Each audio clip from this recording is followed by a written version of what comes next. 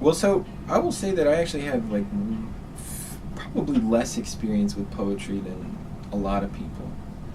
I think I come to poetry later in life than many. Like the thing that always got me into literature was prose. So let's say the desire that's invested in the unfolding of like the narrative arc of a novel or something. And poetry, again, I have a kind of crude sense of what poetry does, but I think it communicates in a lot of very different ways. Yeah, some of my favorite poets. I like this guy Jack Gilbert, whom I read just now.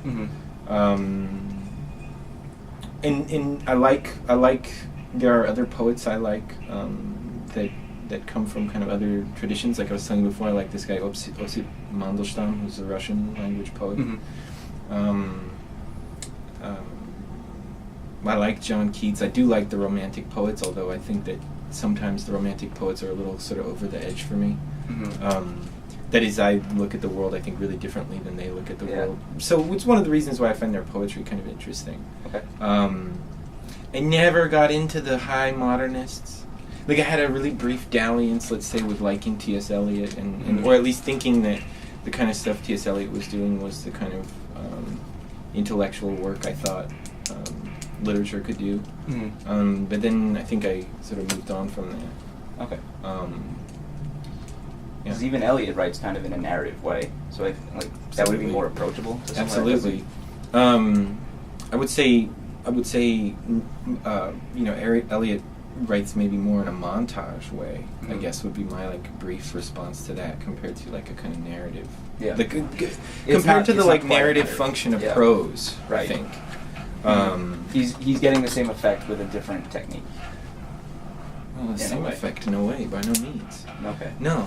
I mean, I'm talking about like a dirty spy novel. Oh, okay. All right. They're just that's just this kind of chaotic unfolding of weird events that are stitched together, or sure, poetry I'm sure can do analogous things, the same things. I wouldn't say. Right. I wouldn't say so.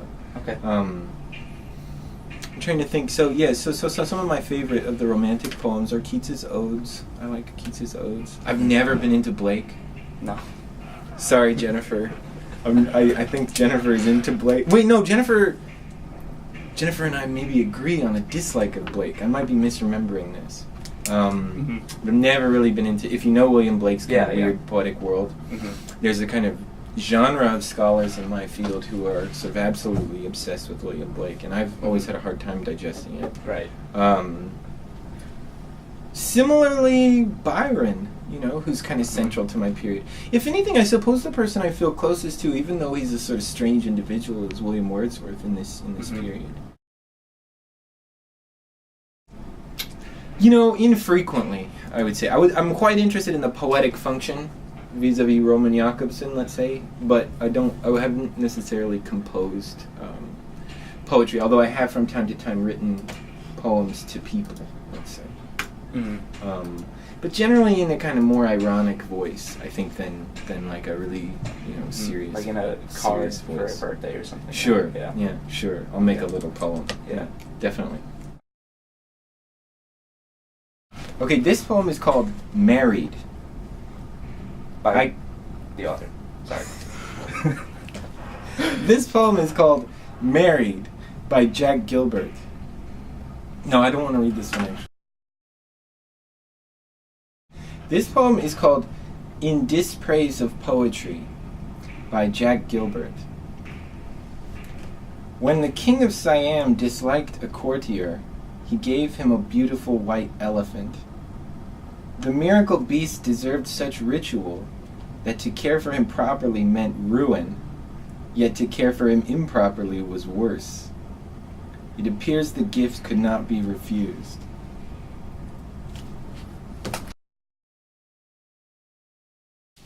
Okay, this poem is called January 1795.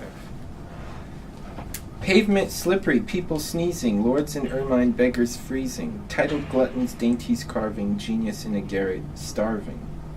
Lofty mansions warm and spacious, courtiers cringing and voracious, misers scarce the wretched heeding, gallant soldiers fighting, bleeding. Wives who laugh at passive spouses, theaters and meeting houses, balls where simpering misses languish, hospitals and groans of anguish. Arts and sciences bewailing, commerce drooping, credit failing. Placemen mocking, subjects loyal, separations, weddings royal. Authors who can't eat a dinner, many a subtle rogue a winner. Fugitives for shelter seeking, misers hoarding, tradesmen breaking. Taste and talents quite deserted, all the laws of truth perverted. Arrogance o'er merit soaring, merit silently deploring. Ladies gambling night and morning, fools the works of genius scorning. Ancient dames for girls mistaken, youthful damsels quite forsaken. Some in luxury delighting, more in talking than in fighting. Lovers old and beaux decrepit, lordlings empty and insipid. Poets, painters, and musicians, lawyers, doctors, politicians, pamphlets, newspapers, and odes, seeking fame by different roads.